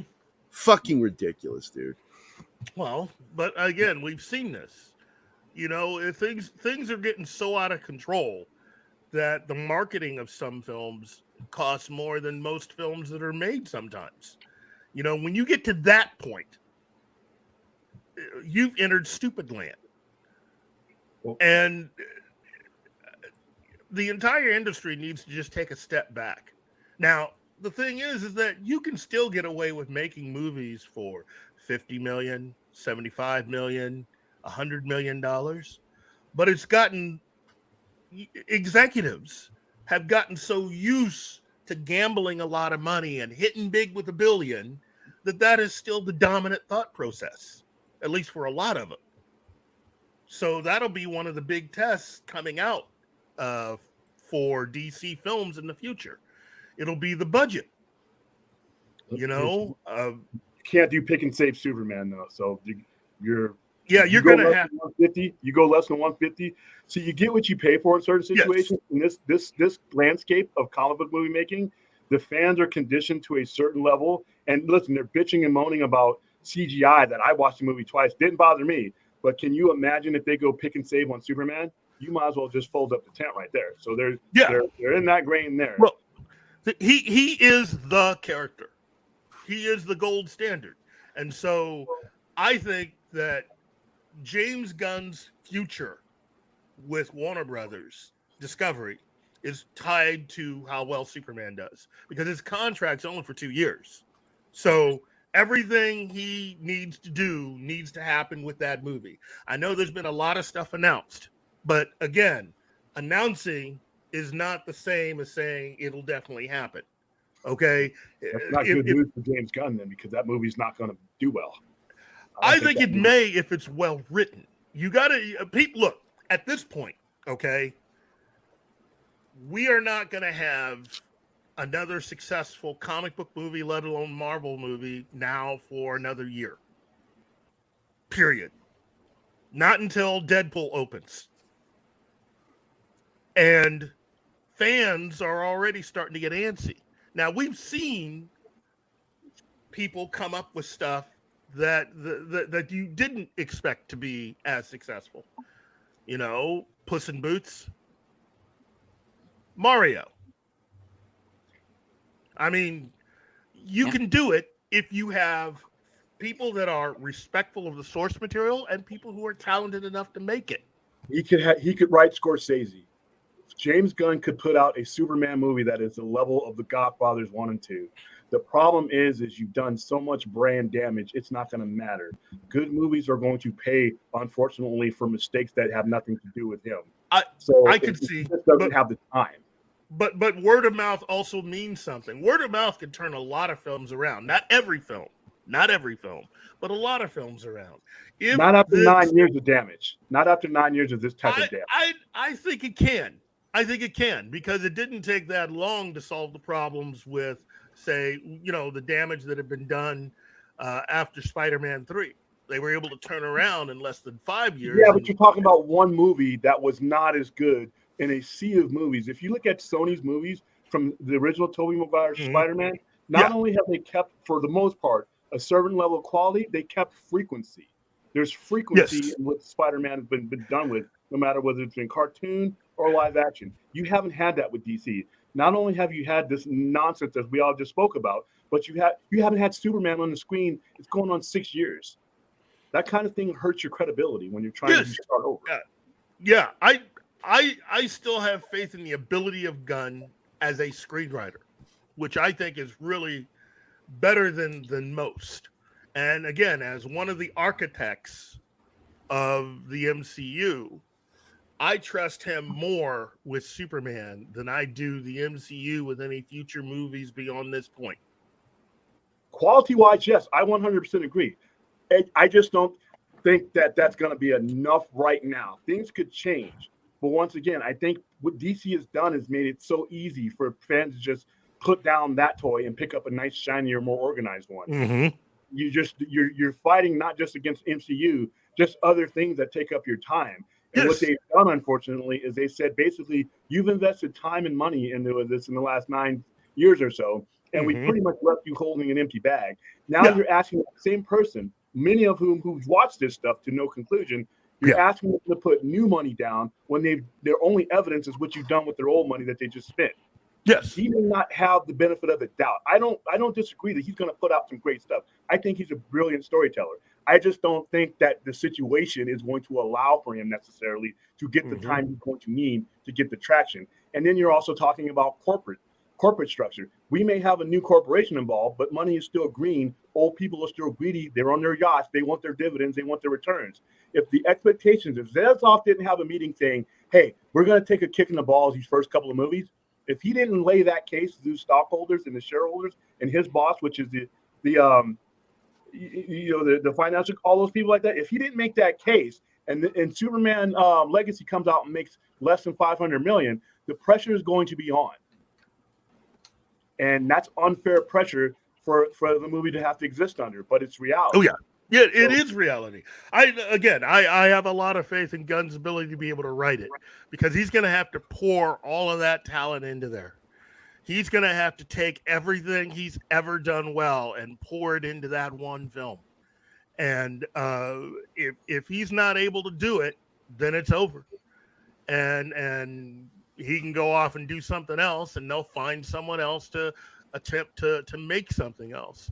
Now, for me personally, I think Gunn has the right sensibility as far as the kinds of stuff that he likes to pick. You know, DC has a lot of really cool characters, some of which the normies have never seen before. You know, a Dead Man movie would be phenomenal if you made it right. A Justice League Dark movie would be phenomenal if you made it right. You know, Nobody's problem with that is people listen when it comes to the average person, it normally makes up an overwhelming majority of the thing. Justice League Dark is not getting the money to jump out of the pocket no matter how well it's made. Some of these things, and I saw somebody put on the animated cartoon and Batman Beyond and all this, and I'm like, everybody who watches those things thinks that everybody else is watching those things. I remember buying ad time during the original Batman Beyond. So they're not drawing with the people who lived them and it's part of their childhood. The reason why DC animation is gone off of these things is because nobody was watching it. Very few people were watching it when it was on. Yet if you hear about it today, billions of people watch DC animated. Billions of people know these characters that no one else knows. But when you put dollar to stone and actually have to take that risk, you can't ask any company, no matter poorly or well run, I'm going to give you Dead Man, which I enjoy. I love Dead Man, trust me. Yes. But I'm a nerd. I'm a card-carrying nerd. I am the 3 to 4%er. You're not going to I got to put in my 2 cents here, you know, because I like Dead Man too, but I've always wanted to see a live-action Spectre. Spectre could work too, but you don't look. My thing again is you really don't have to spend outrageous amounts of money to make a lot of these things. What you need are people with vision, people who first of all know how to write scripts, and people that know how to direct. And what you really need from a lot of these studios, especially Warner Brothers right now, is you need to stop a lot of these executives from interfering and just hold off. Now, if you're not spending that much money, you're not really gambling as much. I'm not saying that these films would be guaranteed hits, but the amount that you would lose would be nowhere near what they're about to lose on films like Indiana Jones or the Marvels, or what they have lost on a lot of films that have come out just this year. You know, this is outrageous what's been happening over the last few years. And Black Adam especially, didn't warrant 260 million. I agree with you. Black Adam, yeah, but you take care of your Trinity, and then that allows you to go 70, 80 million on lower budget movies because you built that with the support structure. What DC has done is they've thrown all their monies into things that are not the Trinity. So the Flash, yeah, maybe, but you could have other movies that are subsidiary movies that are not the high budget movies if you had been taking care of your Trinity properly, and they weren't. And that's where it ends with them. You can't. Yeah, no. I agree with you. The Trinity is important, but that shouldn't stop you from making like films like Kid Eternity. That's a $30 to $50 million movie right there, and you could make that work either as a smaller film or as a television special that you could just stream. You know, you could make look to me. The Shazam movies have been enjoyable, but I have a problem with those films. They should have never been made. I love both. Both of those films, it was like not having a real vision overall for how you were going to do a trilogy. The first film should have been nothing but Billy Batson and Captain Marvel. That's it. That should have been your entire. And I would have preferred, movie. Personally, I would have preferred to have a more comic accurate version of Billy Batson and Captain Marvel relationship. Yes. But Stephen, did you have something you wanted to add? Because you said something about you have a story about Go Woke, Go Broke. I wasn't sure what you were talking about. I did. It seems that this is slightly off topic, but it seems that Paramount Plus has made a series of cancellations that I don't think we're going to get too heartbroken over. And one of them is Grease, Rise of the Pink Ladies, and Star Trek Prodigy as well. Oh, well, Prodigy wasn't. Well, nobody was watching them. No, exactly. Prodigy's original contract wasn't for that long anyway. I had heard that I think it was Valiant Renegade. No, it was Midnight's Edge had reported that the contract agreement for Prodigy was only a limited time anyway. So we were all expecting when they were going to announce that it wasn't coming back. You know, the Pink Ladies one, that was just an ill-conceived idea. As far as the other ones go, I know the viewership wasn't there. Prodigy, I wasn't sure. I thought it was made for kids. Aren't kids watching it? And that's the mistake. That's the mistake. That Star Trek's always been for kids. So to make a kid-centric Star Trek show, that was. It wasn't kid-centric. It wasn't. I watched it. It wasn't really kids-centric. It was actually pretty deep, actually. What was the viewership on it? I don't quite know because I don't know where to go get there. Let me go look it up. But it's not necessary. It's the budget. The budget to make it just doesn't justify. And where you're at with Paramount Plus, it has nothing to do with certain content as far as like whether people consider it woke or anything like that. It has to do with Paramount Plus overextending themselves with other things, and other things are making money. The financial shift where things that are making money for them are different than what they set out when they plan these shows. Yeah, Nickelodeon was really the one responsible financially for that show, and it was only originally a 2-year thing, is what I had heard. Yeah, based on the ratings, that would dictate whether or not they would come back, and the ratings have not been there. Again, this is one of those things where the reality of producing a lot of this material comes down to both money and ratings, and if you don't have both, then your projects are stiff. Well, and where are they not making it? Because what I'm looking at right now, I'm taking a peek at this here. They've got really good score on both. Because I don't care what the critics say, but when you see that they're closer, they're within 20 points of each other. That's usually a good sign. So it's got a good audience score. I went and looked. It was 13.4 times the number of viewership that you would see in streaming videos. So it was doing fairly well. Yeah. So I'm not sure exactly why it got canceled. Was it purely over budget? 1990 Flash. That's basically what happened. It's doing well enough as far as viewership goes, But even if you look at Flash's ratings back in 1990, I watched the show. It was on actually Saturday night when you could still watch shows on Saturday night. The ratings for the Flash were decent. They were good actually, but there was no amount of viewership that was going to justify the budget of the Flash on that platform, and that's the same with Prodigy. You could have something that is doing well and people are watching it. It's still not necessarily justified, especially when you talk about streaming, where the advantage in the revenue is collective. So it's a casualty of collective advantage. It had nothing to do with the show or its quality. It has to do with it. Just no matter how good it was going to be, it wasn't going to justify the budget that you. Well, this show, unlike some of the other Star Trek shows, actually seems to have had an audience, and it's sad to see that when. I mean, personally, when I saw it, I watched part of one episode. I'm like, I'm out. But I can see where kids would like this thing because it was about kids. Well, they were hoping to launch a lot of products based on this, and even possible theme park rides and other things. It's just the fact they is that really the crux of it, though, Keith? I mean, are we looking at something that they were going to launch all kinds. The budget? I think the budget could have been forgiven if they were making the money somewhere else through merchandise and licensing. So apparently that's where it was tanking because that's where it has Disney the advertisers. Has a huge advantage over everybody. By the way, Disney has a massive advantage over everybody in the game because their money doesn't. They make money from entertainment and movies and stuff like that. But the $38 billion that they pull in from their parks helps a lot. You can pad a lot of losses with $38 billion. Yeah, but that is still shrunk though. They have a massive hit in their parks and their merchant. Look, you can have a lot of money, but if merchandise isn't selling, you're just burning money at that point. And the merchandise. I want to remind you when you and I started this show a few years back, Keith. What did we say? There's one company that has the deepest pockets, and it's Disney. This is right when they're starting out to do the whole streaming war thing with everybody. And we've watched them hemorrhage money to a degree that even they couldn't survive that without having to start firing people and shutting shit down.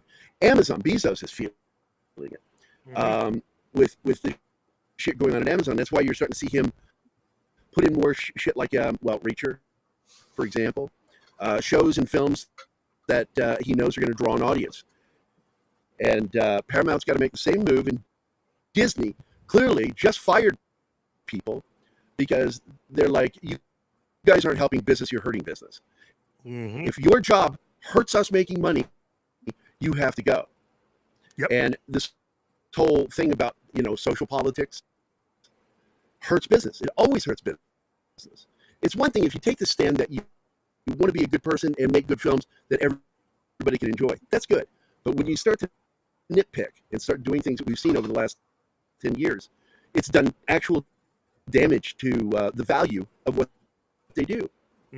To where, I don't know how some people are still working Kathleen Kennedy. I don't get it. Kathleen Kennedy. Kennedy makes no sense to me. Can somebody explain Kennedy? She's well connected, and that's it. That's the only thing I can come up with. That's she knows where the bodies are buried. That's what's it. Really, it is. She does. Again, you can't make the kind of financial mistakes that she has made and be anyone else and keep your job. There are some really good directors out there that made one mistake and were fired, and producers too. And you look at Bob Evans, one of the greatest producers in the history of Hollywood.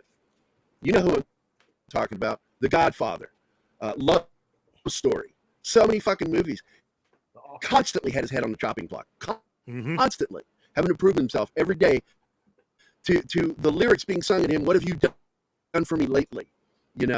And you just, man, the level of commitment to some of these people that are so destructive and absolutely to the company's pocketbook. It blows my mind. Again, this is what you have here is just you need to just be aware that audiences are reaching a breaking point with a lot of this stuff, and that money's tight for people. You can't keep expecting people to bail your fat out of the fire if you go overboard and spend way too much on a pet project or something that you think is going to change how we live to the point where it's on level with just the wheel. You can't anymore. You can't just throw money at things. You've got to make stuff that is good. And Warner Brothers has a few things that they've done right. You know, Joker was a good example. You spend a little bit of money, people show up. You know, we got the same thing with Top Gun Maverick. You know, just give the people what they've always wanted, and you get a good return. And it doesn't matter who makes it. It's just the fact that you got to follow a very simple formula. And you shouldn't just go based on, well, in the past, we've done this. Well, over the last 3 years, we've seen that really hadn't helped, especially a corporation like Disney. When you have product lining the shelves with dust on them, that's not a good sign. You know, that means nobody's buying what you're doing. And a lot of the toy companies have stopped dealing with Lucasfilm on a lot of the stuff that they want to do. And other brands, if you're not selling toys, the toy companies don't want to deal with you. And that was one of the major things even about Star Trek. It's what we've been noticing for years.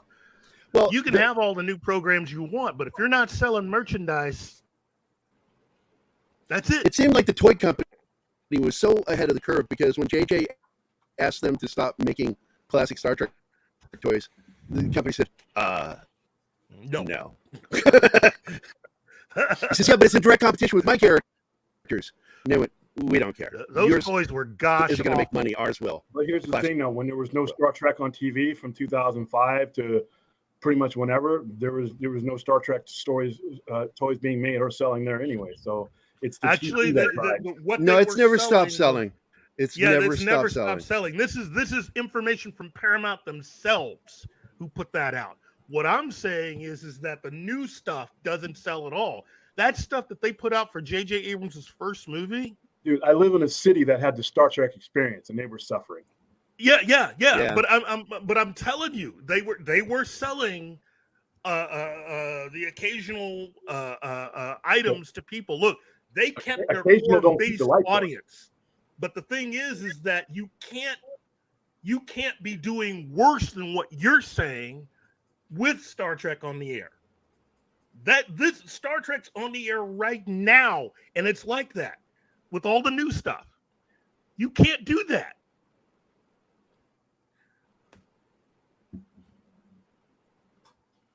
I beg to differ on that. I being somebody who sells Star Trek toys, and I mean, you know, and goes to get and hunt down Star Trek toys. It was like trying to find water in a desert when Star Trek wasn't on TV for 12 years. So how's your Discovery merchandise doing? They didn't put a lot of it out. That's the thing, though. The toys no longer. That's an antiquated. That's not a revenue source for them anymore that they invest in. That's been that way for 10 years now. That's nothing new. It's something that they went ahead and tried to make happen because Kurtzman wanted that stuff. CBS wanted that stuff. Now Paramount didn't want that, but CBS wanted it. And the quality of the merchandise that they put out for JJ's first Star Trek movie was piss poor. I have one of their tricorders. I bought it in Hawaii. It's that thing's crap. Well, I hate to do it, but we have 1 minute. See, we're at the end of the show. I need to do my thank yous to everybody. Thanks for showing up, William. Thank you, Keith, for being here. Josh Wolfen, thanks for being here. You are there, right? That's not just a picture of you, right? John, move. It's a photo. He's not really here. Stephen, blink twice if thanks you for need help. being here, buddy. Exactly. Martin, of course, thank you for being on the right side of my brain. I want to thank everybody in the chat. Let's get to that. Occam's lightsaber. Fuck you, Martin. I know that's you. Socks Bulletins. Andy Morrow. Anima Confusa, love of my life. Penny was here. Arwen Avalon, the Peter Venkman fan site. Monkey Jeebus, thank you. Come again. Arwen, you love Arwen so much you mentioned her twice, Martin. That's really nice. Boosh McFadden, Scribe Light, Read by Nature, Coach Dragon, Kingsport Cal, Connie Clearly, E. Clay Thomason, the real Sean Kimmel, or Crummel. I'm sorry, Kimmel. Let's see. Oh my God, finding a name. Destiny Captain, Shinatsky, Words and Pictures, Veritax, Wadliki, Real Wade Nation Gaming, Awesome One. Let's see. And that's it. I think that's everybody. All right. Thanks a lot, guys, for watching. I hope you guys have a great Friday and Saturday. Don't forget, we'll be back here tomorrow to talk about Star Trek, the animated series. It's going to be fun. What a great series that was. Canon. It is part of Star Trek Legacy. With that, everybody have a great Friday, and we'll be seeing you later. Yeah. Have a good one. Yeah. Those sons of bitches. Ma, I'm doing a show.